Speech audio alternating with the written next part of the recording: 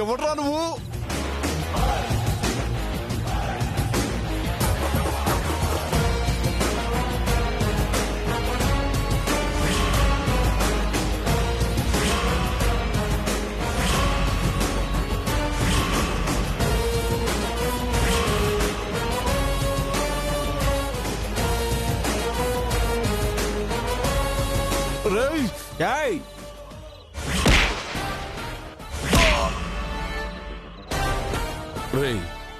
ఎన్ని చట్టాలొచ్చినా ఎందరు ఎన్కౌంటర్లో చచ్చినా మీకు బుద్ధి రాదురా? ఆడపిల్లల జోలికి వెళ్ళకండ్రా అని ఎన్నిసార్లు చెప్పాలరా? ఇంకొకసారి మీరు ఏ అమ్మాయి జోలికి రాకుండా చేస్తానరా. మిమ్మల్ని పోలీసులకు అప్పచెప్తే బెయిల్ మీద వచ్చి మళ్ళీ ఇలాంటి పనులే చేస్తారు. అందుకే అసలు మీరు దేనికి పనికి రాకుండా చేస్తారు.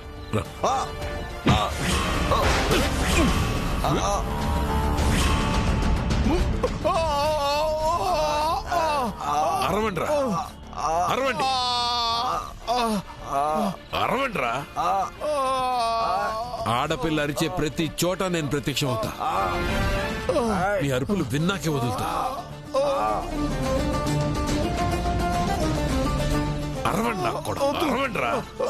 చాలా థ్యాంక్స్ సార్. మీ సాయం జన్మలో మర్చిపోలేను. దేనికి? మీరే గనక సమయానికి రాకపోతే ఏమయ్యేది? శీలం పోయేది, ప్రాణం కూడా పోయేది. మీ అమ్మా నాన్న నీ మీద పెట్టుకున్న ఆశలన్నీ బూడిదైపోయేవి.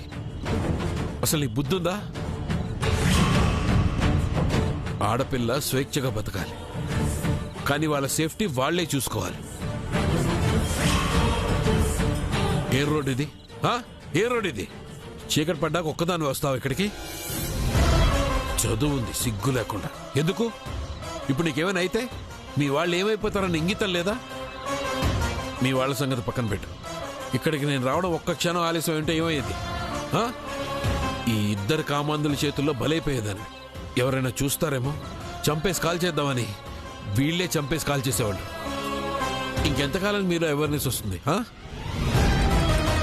ఒంటరిగా ఎక్కడైనా చిక్కుకుపోతే మీ వాళ్ళని సాయంగా పిలవాలి, లేదంటే పోలీసులు సాయం అడగాలి. ఎన్ని తప్పులు చేసినా నువ్వు చేసిన తెలివైన పని ఒక్కటే, నీ సెల్ ఫోన్ నుంచి కంట్రోల్ రూమ్కి ఈ లొకేషన్ షేర్ చేయడం. దానివల్లే బతికిపోయావు. ఆహా, వచ్చారా? Very good. ఏమి టైమింగ్ రా. జనాలందరూ పోలీసుల మీద సెటైర్లు వేస్తారంటే ఎందుకు వేరు, మీడియా వాళ్ళంతా ఏకి పారేస్తున్నారంటే ఎందుకు పారేరు? తీసుకెళ్ళండి. సమయానికి ఈ అమ్మాయి చేతిలో ఫోన్ ఉంది కాబట్టి ఇవాళ ఈ అమ్మాయికి ఏం జరగకముందే నేను సేవ్ చేయగలిగాను. ఈ చుట్టుపక్కలే కదా మీరు పెట్రోలింగ్ చేసేది. రావడానికి ఇంతసేపు ఎందుకు? వీళ్ళిద్దరికి 2 చోట్ల ఫ్రాక్చర్ అయి ఉంటుంది. ముందు హాస్పిటల్లో ట్రీట్మెంట్ ఇప్పించండి. ఆ తర్వాత మన కోట ట్రీట్మెంట్ కూడా ఇవ్వండి. అప్పుడు ఎఫ్ఐఆర్ ఫైల్ చేసి జైలుకి పంపేదాకా వదలొద్దు. ఎవడైనా వదలమని ఫోన్ చేస్తే వాడికి చెప్పండి, నా పేరు చంద్ర, ఏసీపీ సమీర్ చంద్ర. ఈ అమ్మాయిని జాగ్రత్తగా ఇంటి దగ్గర డ్రాప్ చేయండి. వెళ్ళమ్మా. Yes sir. జాగ్రత్త.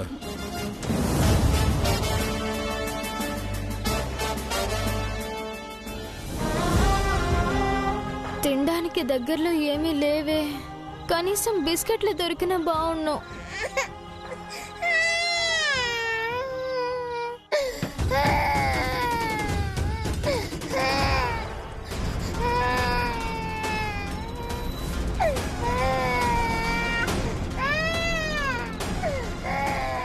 పాపా, అయ్యో అయ్యో పాపా, పాపా, ఎవరైనా కాపాడండి. పాపా, పాపా,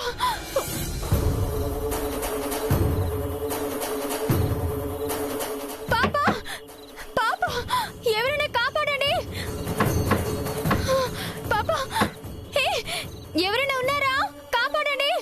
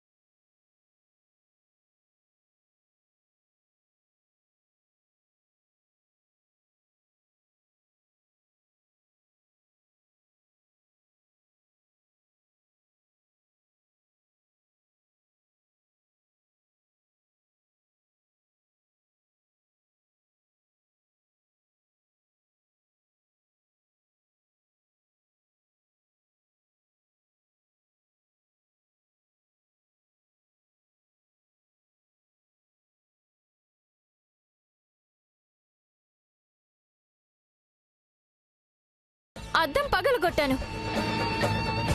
లోపల పాప ఎంత నరకయాతన అనుభవించిందో మీకు తెలుసా? తెలుసు. ఎలా తెలుసు? మీరేమైనా చూసారా? అదంతా నీ కళ్ళల్లో కనిపిస్తుంది. నా కళ్ళలోనా?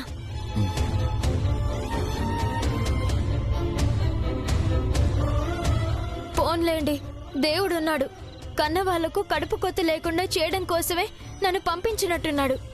అందుకే ఆకలేసిందేమో. నేనెళ్ళి తినడానికి ఏమైనా కొనుక్కోవాలి. ఒక్క నిమిషం.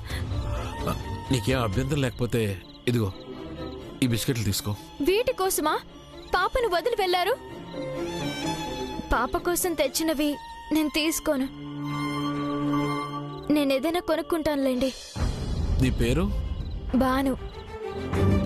మా ఆయన చెంబు మొహం బేకారీ అంటాడు. అయినా నువ్వేంటి ఇక్కడ? నీకు ఇల్లు లేదా? ఆకలంటూ అటు ఇటు తిరుగుతున్నావు. నీకు అభ్యంతరం లేకపోతే నీకేమైనా ప్రాబ్లం ఉంటే నాతో చెప్పు. చెప్తే ఏం చేస్తావు? ఆరుస్తావా తీరుస్తావా? మా ఆయన ఏజే రెస్టారెంట్ ఓనర్. ఏజే చెయ్యని నేరానికి ఆ సిబిఐ విక్రమ్ దొంగ సాక్ష్యం పుట్టించి మా ఆయన్ని అరెస్ట్ చేశాడు. ఆ SI Badri police station lockup లో ఉంచి ఆయన హెల్త్ పాడైపోయినా పట్టించుకోవట్లేదు. నేను పోలీస్ స్టేషన్ చుట్టూ పిచ్చిదాన్లా ప్రదక్షిణాలు చేస్తుంటే నన్ను బయట చలిలో చీకట్లో పడుకోమన్నారు. ఆకలి వేస్తుందో పక్క. ఆయన్ని ఎలా విడిపించుకోవాలో తెలియక పిచ్చెక్కిపోతుంది నాకు. ఇవన్నీ నేను మీకు చెప్తే మాత్రం ఆరుస్తారా తీరుస్తారా? అందుకే నేను చెప్పను, ఏం చెప్పను. వస్తాను.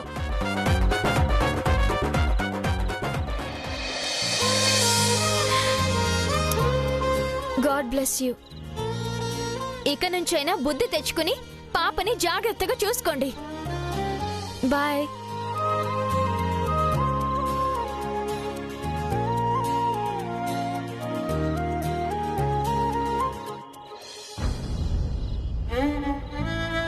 నేనేంటి మొత్తం చెప్పేశాను.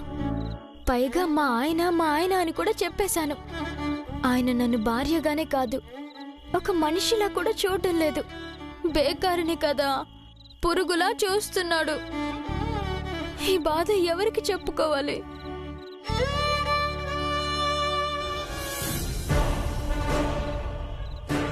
ఏంటి నిజమా? ఏమైంది? ఎక్కడి నుంచి ఆ ఫోను? ఏజేకి యావజ్జీవ కారాగార శిక్ష వేశారంట జయమ్మ. ఏజే, నాన్న ఏజే, ఏజే, జయమ్మ, జయమ్మ జరిగింది నాన్న. జయమ్మ, దక్ష, దక్ష, జయమ్మ ఏమైంది? జయమ్మ ఏమైంది? జయమ్మ, జయమ్మ ఏమైంది? ఏజేకి జీవిత ఖైదు పడ్డట్టు కాలొచ్చిందమ్మా.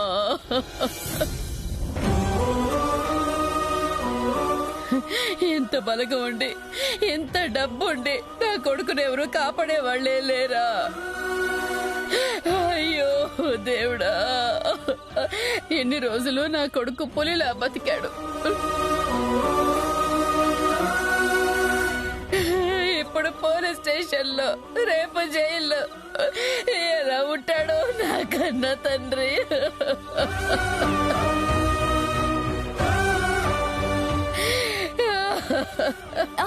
లేదు జయమ్మ, ఏజే ప్రవల్లి కత్తయ్యని చంపడం అనేది అబద్ధం.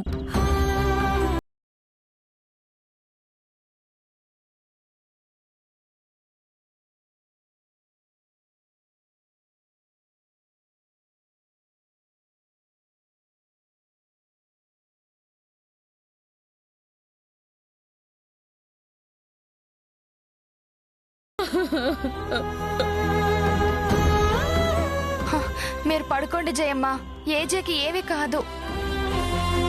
నేను జయమ్మకి తోడుగా పడుకుంటానక్కా. నాకిక్కడ ఎంతమంది తోడుగా ఉన్నారు. ఇక్కడ ఏజేకి ఎవరు తోడుగా ఉన్నారు?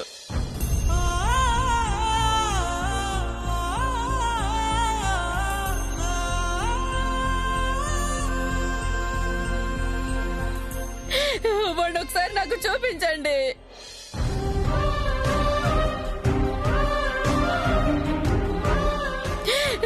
నేను చూడాల్సిందే.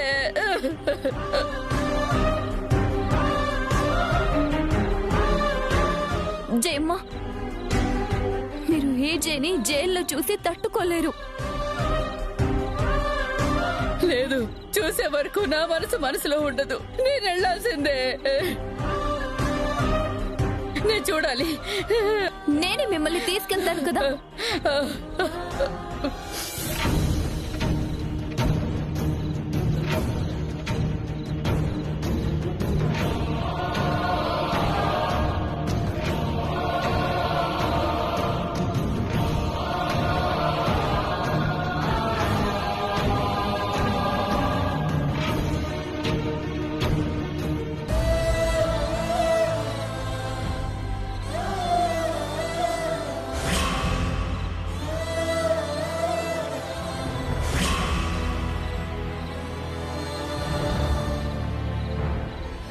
బాను, అమ్మా బాను, మీరా? ఏంటమ్మా ఇది? ఏం కర్మమ్మా నీకు? తిండి లేక నిద్ర లేక చలికి వణికిపోతూ ఎందుకమ్మా ఇన్ని తిప్పలు పడుతూ ఇక్కడ కూర్చున్నావు? తప్పదన్నా, నేనిక్కడే ఉండాలి. నువ్వు ఉండాలని కోరుకునేది ఎవరమ్మా? నువ్వుంటే పట్టించుకునేది ఎవరమ్మా? మీకు మేమేమవుతామన్నా? ఏమీ కావు. కానీ మీరు మా కోసమే డ్యూటీ చేస్తున్నారు. ఎందుకు?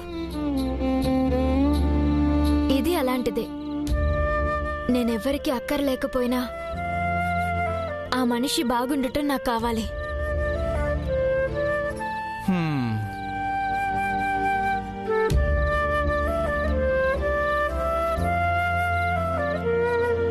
ఏంటో ఆ పిల్ల చేదస్తాం. చలికి వణుకుతూ స్టేషన్ బయటే పడుకుంది. ఇంటికెళ్ళమ్మా అంటే వినడం లేదు. ఆ మనిషికి నేను అక్కర్లేకపోయినా ఆ మనిషి బాగుండటమే కావాలంటోంది. అదేం కాపురమో నాకేం అర్థం కావడం లేదు.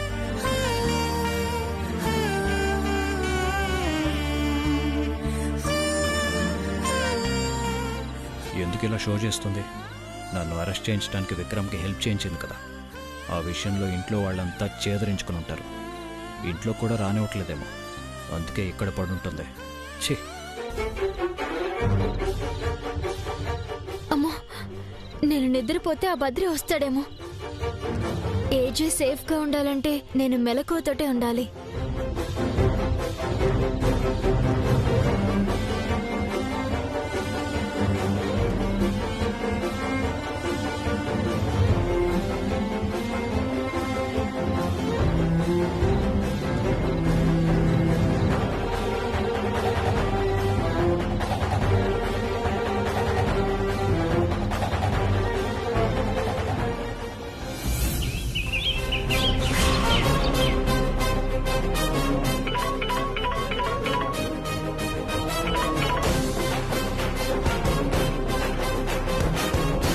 ఇవాళ 10 ఏజేని కోర్టులో హాజరుపరచాలి. అందరూ అలర్ట్గా ఉండండి. ఏజే ఫ్యామిలీ అతను సేవ్ చేయడానికి వాళ్ళ స్థాయికి తగ్గట్టు ఏ విఐపి తను ఫోన్ చేపిస్తారు. Okay sir. జాగ్రత్త.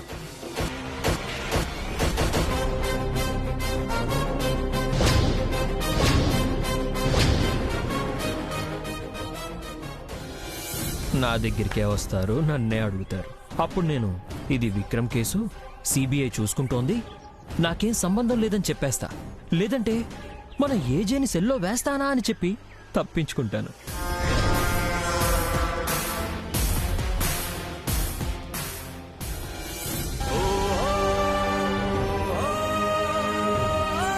ఏజేని కోర్టుకి సరెండర్ చేయకముందే మనం బెయిల్ మీద విడిపించాలి జయమ్మ. ఒక్కసారి కమిషనర్ గారితో ఫోన్ చేస్తే మన లాయర్ వెళ్ళి బెయిల్ తీసుకొచ్చేస్తాడు. ఈ బద్రి ఏమి చేయలేడా? బద్రి విక్రమ్ మీద తోసేస్తున్నాడు, విక్రమ్ సిబిఐ మీద తోసేస్తున్నాడు. ఉండండి, కమిషనర్ గారి ఆఫీస్కి ఫోన్ చేస్తాను.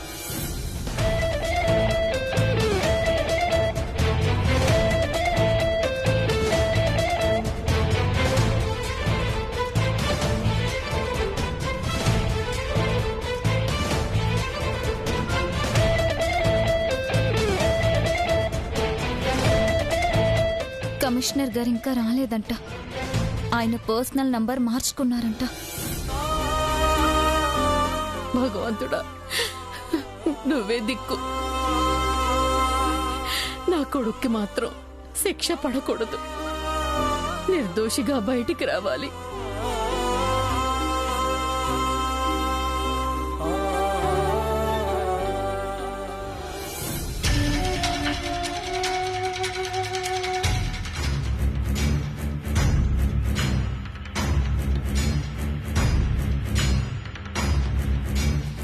ఏజే, ఏంటో మంచి వాళ్ళకే వస్తాయి ఇలాంటి కష్టాలు. మీరు చాలా మంచివారు, బాగా డబ్బున్నవారు. మీరు నోరు విప్పితే అంతా హడలిపోతారు. అయినా పాపం, మిమ్మల్ని ఆదుకునే నాదుడే లేడు. సిబిఐ ఇన్వాల్వ్ అయిందని పోలీస్ డిపార్ట్మెంట్ మాకేం సంబంధం లేనట్టు ఉండిపోయింది. పైగా మీరేమో తప్పు ఒప్పుకున్నట్టు ఈ విషయంలో సైలెంట్గా ఉండిపోయారు. ఇవాళేమో మిమ్మల్ని కోర్టులో హాజరుపరచాలి. నేను బెయిల్ ఇప్పించాలన్నా ఆ విక్రమ్ పడనిచ్చేటట్టు లేడు. కాబట్టి మీకు యావజ్జీవ శిక్ష తప్పేటట్టు లేదు. కొందరి ఆనందానికి నేను కారణమవుతున్నందుకు నాకు సంతోషంగా ఉంది. నేను బయటికి నిర్దోషిగా వచ్చాక కొందరి విషాదానికి